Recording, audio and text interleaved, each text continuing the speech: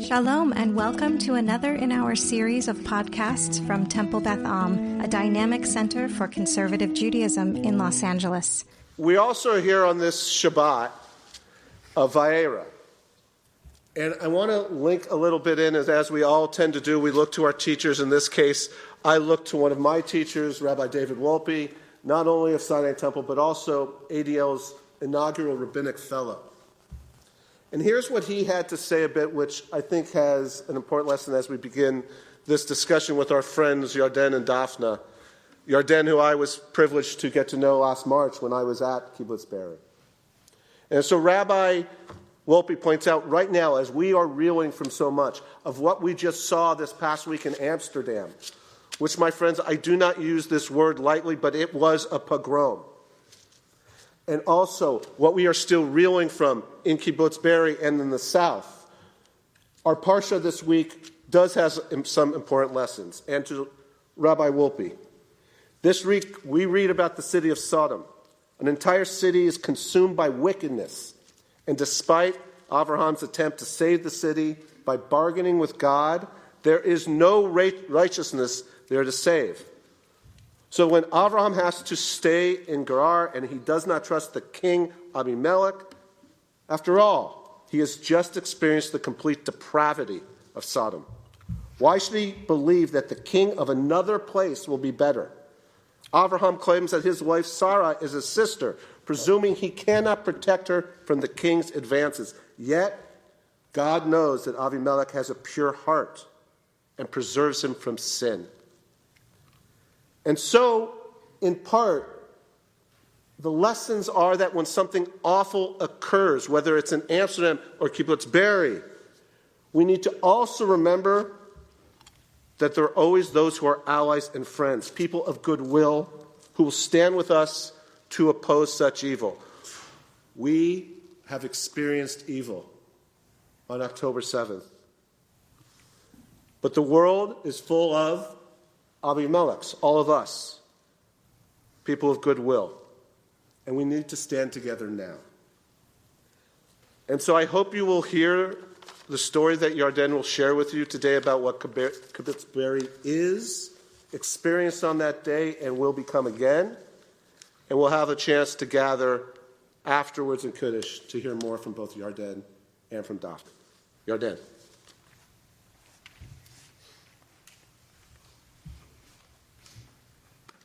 Thank you, Jeff. Thank you, Jeff, and for everyone who came this Shabbat. This is my third trip to the States since October 7 to tell about our story, and I want to thank you. And we received so much. Yes, we received so much love and support from the Jewish world, from around the world, from October 8 until this very day. So I want to thank you for coming and for the love and support that we received so far. Kibbutz Be'eri is the biggest kibbutz in the south of Israel. We were the leading kibbutz in the south of Israel. And we had a great life. Our grandparents built the kibbutz in 1946, 2 years before the state of Israel. They arrived and they built a kibbutz out of nowhere. There was nothing. And they created for us what was the best place in the world for those who lived in Be'eri and chose to come back to Be'eri, to live there and to raise their families.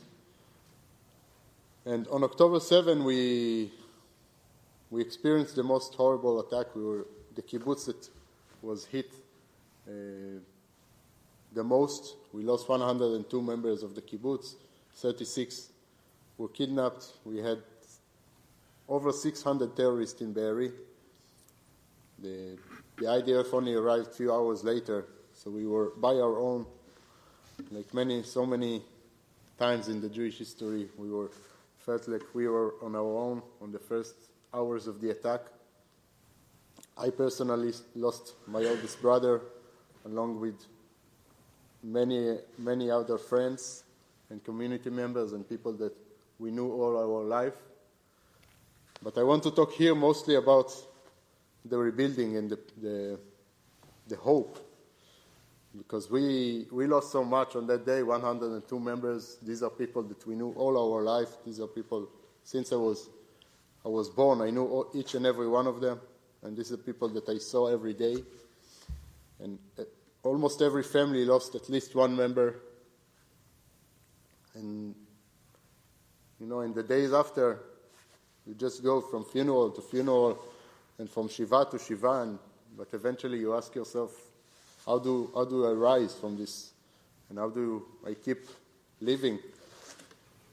And for me, the answer was to find something which you find meaningful and to pursue it. And for me, it was to come back to Be'eri, to rebuild the kibbutz. I came back to Be'eri 2 weeks after October 7 and started the rebuilding. We now have around 200 people that live back in Be'eri. We were 1,200 people before October 7.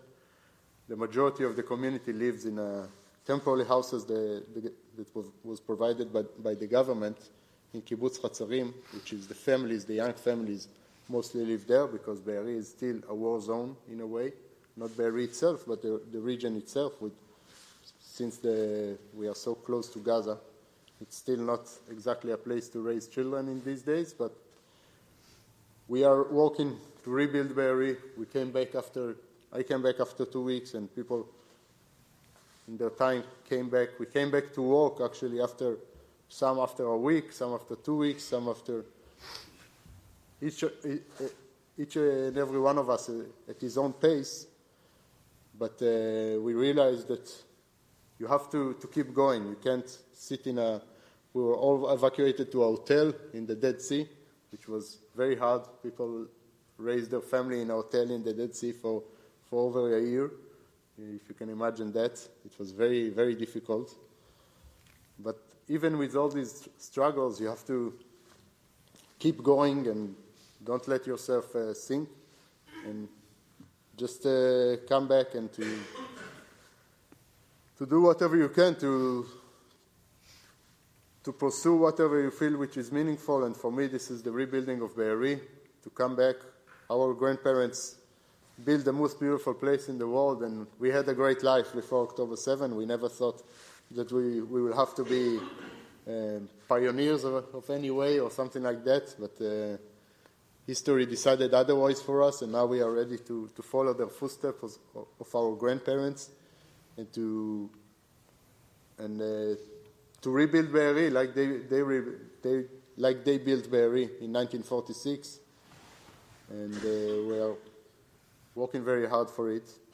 You have been listening to another in our series of podcasts from Temple Beth Am, a dynamic center for conservative Judaism in Los Angeles. If you enjoy these podcasts, we invite you to write a review on the Apple Podcast site or wherever you get your podcasts. For more information about Temple Beth Am Los Angeles, go to tbala.org.